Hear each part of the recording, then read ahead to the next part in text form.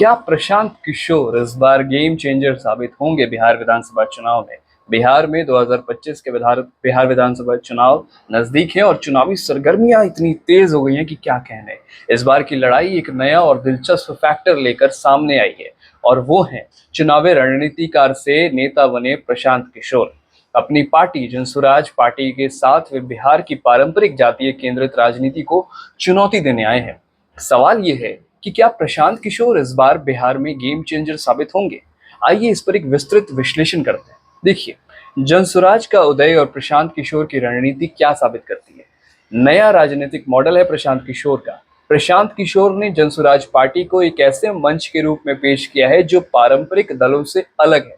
प्रशांत किशोर का दावा है कि ये पार्टी जाति, धर्म या वंशवाद की राजनीति के बजाय विकास, शिक्षा और रोजगार जैसे मुद्दों पर केंद्रित पार्टी है। पदयात्रा और जमीनी संपर्क कर रहे हैं प्रशांत किशोर। प्रशांत किशोर ने अपनी पदयात्रा के जरिए बिहार के गांव-गांव और कस्बे-कस्बे में जाकर लोगों के साथ सीधा संवाद स्थापित करने की कोशिश की है। इससे उन्हें जनता की नब्ज समझने और अपनी बात सीधे उन तक पहुंचाने में बड़ी मदद मिलती है। जाति केंद्रित राजनीति को तोड़ने की कोशिश में है प्रशांत किशोर और उनकी पार्टी जनसुराज। उनकी रणनीति का एक अहम हिस्सा जाति केंद्रित राजनीति को तोड़ना है। वे विभिन्न जातियों के योग्य उम्मीदवारों को टिकट देने की तैयारी कर रहे हैं, जिससे दोनों प्रमुख गठबंधनों एनडीए गठबंधन और महागठबंधन के लिए खतरा पैदा हो सकता है। जनसुराज पार्टी ने सभी 243 सीटों पर चुनाव लड़ने का ऐलान किया है और कहा है कि उनकी योजना अति पिछड़े वर्ग, मुस्लिम समुदाय और महिलाओं को बड़ी संख्या में टिकट देने की है। अब प्रशांत किशोर के टारगेट पर कौन है, वो किसे अपना वोट बैंक मान रहे हैं? देखिए, युवा और गैर जातिगत मतदाताओं पर उनका फोकस है। प्रशांत किशोर का जोर युवाओं और शिक्षित वर्ग जो है उन मतदाताओं पर है जो जातिगत समीकरणों से ऊपर उठकर विकास के मुद्दे पर वोट देना चाहते हैं। मेरा पेन गिर गया, 1 मिनट। हाँ, अब ठीक है। जो जातिगत समीकरणों से ऊपर उठकर विकास के मुद्दों पर वोट देना चाहते हैं प्रशांत किशोर के टारगेट पर, वो युवा हैं, वो लोग हैं। उनके अभियान का नारा है सौदागर, जिसमें वो बिहार के बच्चों के बेहतर भविष्य के लिए सौदा करने की बात कर रहे हैं। वो कह रहे हैं कि आप अपने बच्चों के लिए अपने बच्चों का चेहरा देखकर वोट करिए। देखिए, प्रशांत किशोर के आने से लड़ाई त्रिकोणीय हो गई और इससे फायदा किसको होगा? इससे सबसे बड़ा सवाल है कि प्रशांत किशोर की मौजूदगी से बिहार की राजनीति में किसे फायदा होगा और किसे नुकसान होगा।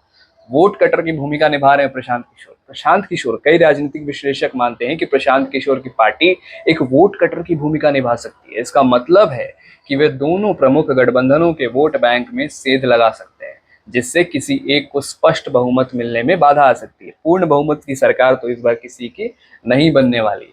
महागठबंधन के लिए चुनौती है। प्रशांत किशोर ने लालू परिवार और तेजस्वी यादव पर लगातार निशाना साधा है। वे वंशवाद और विकास की कमी का आरोप लगाते रहते हैं, जिससे राष्ट्रीय जनता दल आरजेडी के पारंपरिक वोट बैंक में सेंध लग सकती है। एनडीए पर संभावित प्रभाव भी पड़ सकता है। दूसरी ओर कुछ लोग मानते हैं कि प्रशांत किशोर एनडीए के लिए भी मुश्किलें खड़ी कर सकते हैं। प्रशांत किशोर खुद ब्राह्मण जाति से आते हैं और वो वर्ग पारंपरिक रूप से बीजेपी का मजबूत वोट बैंक रहा है। वो नीतीश कुमार के शासन को भी अलग तरीके का बताते हैं। वो कहते हैं कि नीतीश कुमार का शासन ब्यूरोक्रेटिक जंगल राज है। आरजेडी के शासन को जंगल राज, नीतीश कुमार के शासन को ब्यूरोक्रेटिक जंगल राज कहकर उन पर सीधा हमला करते हैं, जो जनता दल यूनाइटेड के वोटरों को प्रभावित कर सकता है।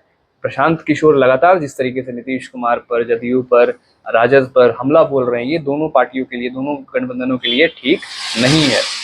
तीसरा ध्रुव 2020 का जो चुनाव हुआ, चिराग पासवान ने, जो कि आलोक जनशक्ति पार्टी ने जिस तरीके से तीसरा ध्रुव बनकर समीकरणों को बदला था 2020 में, उसी तरीके से 2025 में प्रशांत किशोर वो भूमिका निभाते हुए नजर आएंगे। और ऐसी ही चीजें, मतलब बातें मानी जा रही हैं कि प्रशांत किशोर उसी तरीके से सामने आ सकते हैं जैसे चिराग पासवान ने वोट काटने का काम किया था। प्रशांत किशोर के रास्ते में कई चुनौतियां भी। बिहार की राजनीति से वो चाहते हैं कि जातीय समीकरणों को खत्म कर दिया जाए, लेकिन बिहार की राजनीति से जाति को खत्म करना आसान नहीं है। अंततः उन्हें जाति में जोड़कर ही काम करना पड़ेगा। सिर्फ विकास और सुशासन के मुद्दे पर बिहार में चुनाव जीतना इतना आसान नहीं होगा। उनकी पार्टी अभी नई है और जमीनी स्तर पर संगठन को मजबूत बनाने में उन्हें समय तो लगेगा। निष्कर्ष के तौर पे कहा जा सकता है कि प्रशांत किशोर निश्चित तौर पर बिहार के राजनीतिक परिदृश्य में महत्वपूर्ण भूमिका निभाएंगे। वे चुनाव को जाति आधारित बहस से हटकर विकास केंद्रित बनाने की कोशिश कर रहे हैं।